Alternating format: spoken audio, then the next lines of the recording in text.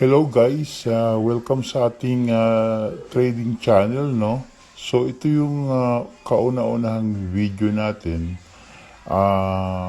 para turuan kayo papaano mag-trade sa cryptocurrencies, no? So hopefully ang channel na ito ay magbigay sa inyo ng education, tamang education para makapagsimula din kayong mag-trade at hopefully mag-profit, no? So right now, since this is an introduction video, pinapakita ko sa inyo yung aking live trading dito sa broker ko na OKX, no? So itong OKX na ito, bisitahin nyo lang yung site and mag-create kayo ng account. And once may account na kayo, pwede kayo mag-demo trading dito, no? So may demo trading sila. In fact, ipakita ko yung demo trading kung makikita ko, no? Ito. So under trade, demo trading, no? So pag kinlik mo yung demo trading na yan, mapupunta ka sa demo trading. So makikita mo naman dito sa upper left corner ng screen, pag nakalogin ka sa iyong account, no, mayroon dito nakalagay demo trading. So dito sa demo trading dito, pwede kang mag-trade using yung demo money, no. So, para magkaroon ka ng confidence, no? Then, pag meron ka ng confidence sa trading, paano mag-buy and sell, and hopefully comfortable ka na and gusto mo mag-live trade, then ang gagawin mo lang, mag-switch ka lang, kiklik mo lang ito para mapunta ka sa live trading, no? So, from demo trading, kiklik mo lang ito, live trading, and then mapupunta ka na dito sa live trading account, no. So ito ngayon ang aking live trade, kasalukuyang trade, no, sa Solana. Nagtitrade ako sa futures, no, kasi maraming pwede kang i-trade, pwede kang mag-trade ng spot, pwede ka rin mag-trade ng futures, and pwede ka rin mag-trade ng margin and options, no? Yan ang mga pwede mong i-trade. Ako, nagtitrade ako sa futures, no? Kaya nakikita mo nakalagay dito, actually, nandito tayo sa futures trading screen.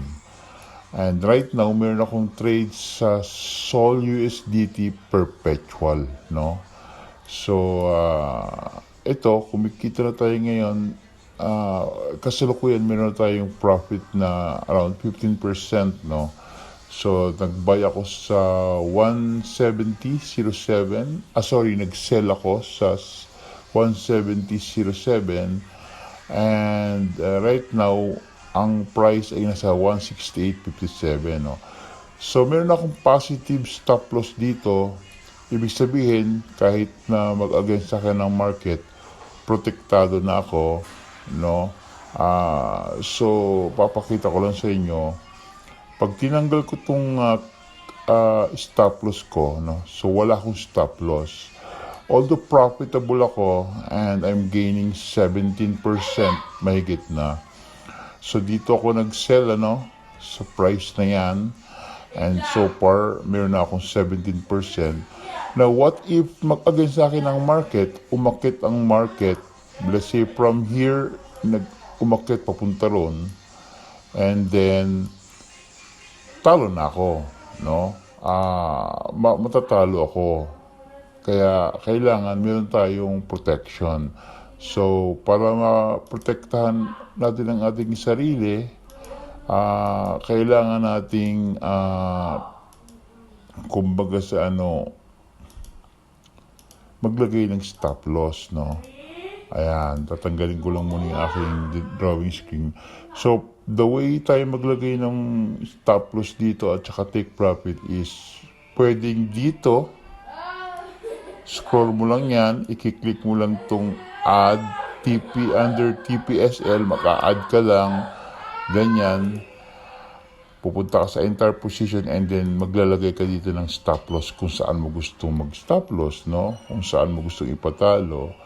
Or dito sa screen, may handy shortcut dito. So, habang nandito ka sa iyong position, open position, pag hinover mo yung mouse mo, makakita ka TPSL. So, itadrag mo lang yan under SL or TP. Basta makita mo from arrow, naging kamay na yan, pwede mo i-drag yan using your mouse. So, pag dinrag ko yan pataas, magkakaroon ako ng stop loss.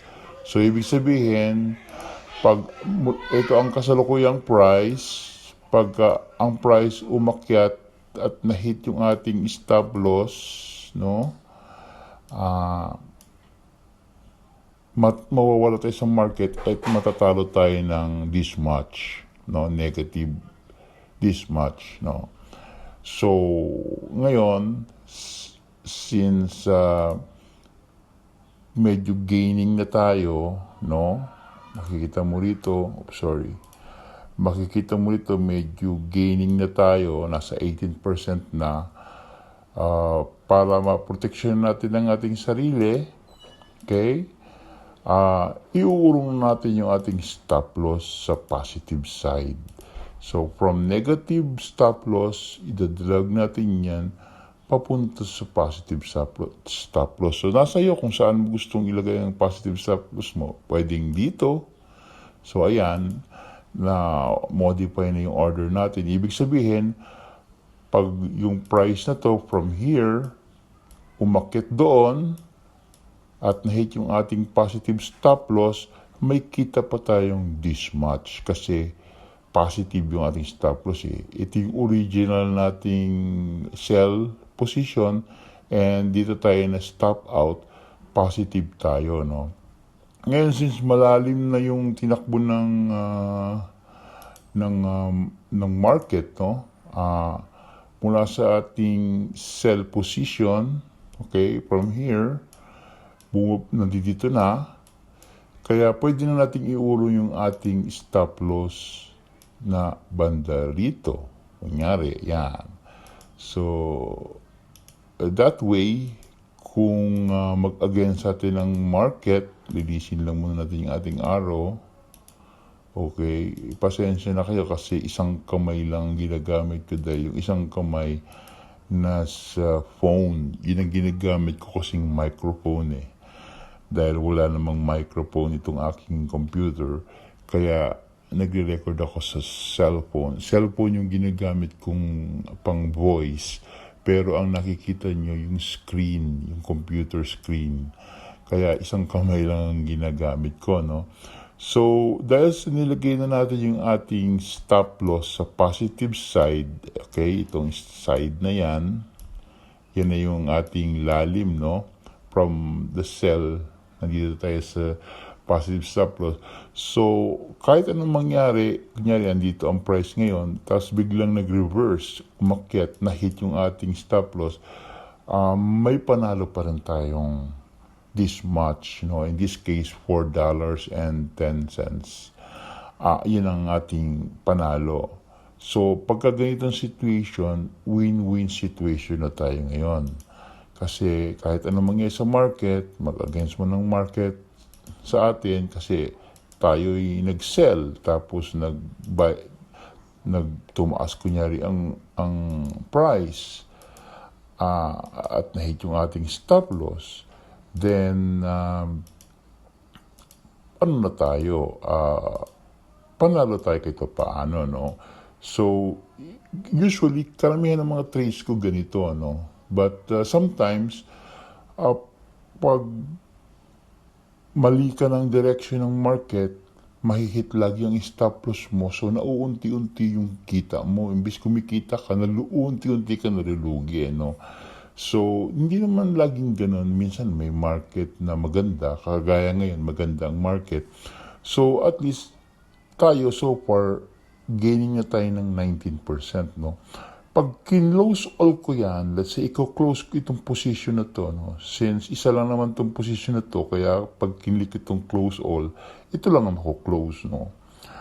So, pwede ko rin siyang i-close dito, sa portion na yan, or pwede ko siya i-close dito, no? Maraming way. So, pag kinlose ko yan, pwede ko rin siya i-close by clicking yung X na to, no? Close position. So, either way, pag kinlose ko yung position ngayon, kung ano man ito nakikita niyong percent, yan ang magiging profit ko, no? And the reason kaya hindi ko pa yung kino-close kasi umaasa ako na baka bumaba pa yan dito sa somewhere here, no? Baka lang bumaba pa yan dito somewhere here. So, umaasa ako na banda rito pa yan bababa. Yan. Kaya hindi ko pa siya gino-close.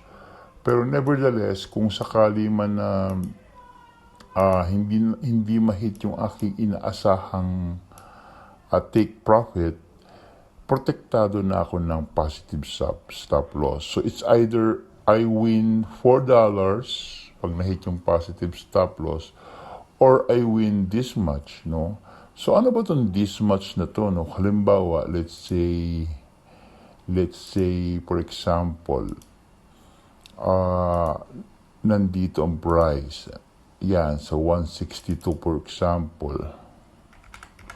Yan, let's say bumaba dyan ang price, no? So, dito ko nag-sell sa 170, no? 0.07. Kung halimbawa, hindi mahit yung ating positive stop loss, and bumaba ang price dito mamayang gabi dahil alas 3 pa naman ng hapon ngayon,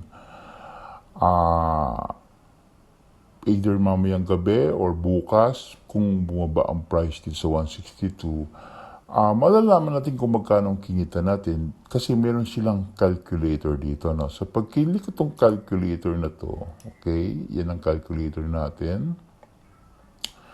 And nagtitrade sa Solana and we are selling. So dito tayo sa short, no? Kasi we are shorting Solana.